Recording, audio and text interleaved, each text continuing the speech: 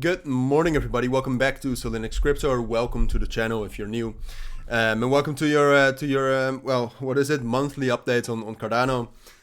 Sometimes I try to keep a tab on Cardano, right? I usually, when I do these videos, and that's also what we'll do in this video, is I'll try to zoom out a little bit more to make this analysis a little bit more long term. I don't personally believe in long-term analysis. I think it depends a lot on what happens around the markets, right? So maybe you can predict something for a month, and maybe you can predict something for multiple years, but do something like 2 months, a lot can change, all right? Who knows?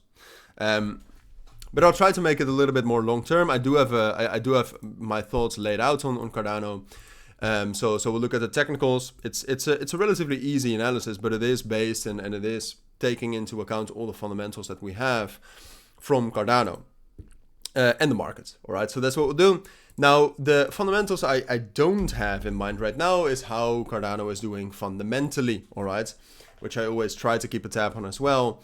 It's I'm not quite sure. Cardano is still in the top 30 in terms of total value locked.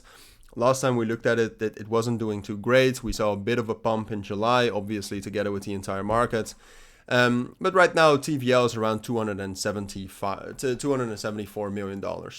I do think, like I said, if you look at the other blockchains there are, it's obviously a little bit low, all right? Because Cardano is, for example, lower than things like Starknet, Sei, BounceBit, Mode, Near, Sui, Hyperliquid, all those other chains, which Cardano was much bigger than. But a lot of the TVLs from those other chains are actually inflated by a little bit of shady tactics. So I think Cardano is doing fine. I think Cardano has room to stay in the long term in the crypto markets, especially with the community it has. But the fundamentals are also not something to really write home about. And that's a saying in Dutch. I'm not sure if it's also something in English. But it's not necessarily something that's bullish, all right? And then if you look at the technical situation, what you see on the 12-hour time frame, but also on the daily time frame, is that the last time we were relatively bullish, I also covered Cardano, was right here in the middle of July. But back then we also very much, even though we had that momentum, we actually did have decent momentum then. We just respected the resistance. On the higher time frames, we respected the resistance. And then in the last week or so, we dropped down below 42 cents, which was a very, like you can already see historically, that's a key level. We dropped down below that, bearish confirmation, and retested that multiple times, never broke above that, which is another bearish confirmation.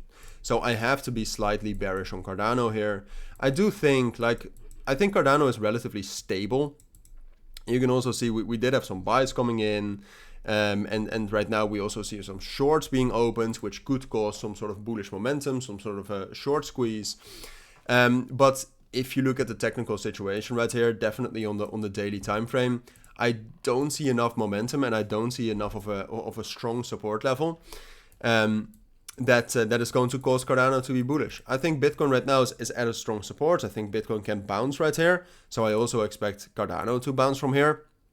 But then when we're talking about the next main resistance level, which is around like 41 cents, at this moment, I see no indication why we would break above that. All right, I think we can consolidate here, but ultimately, I think we're dropping down into the support level at 35 cents again.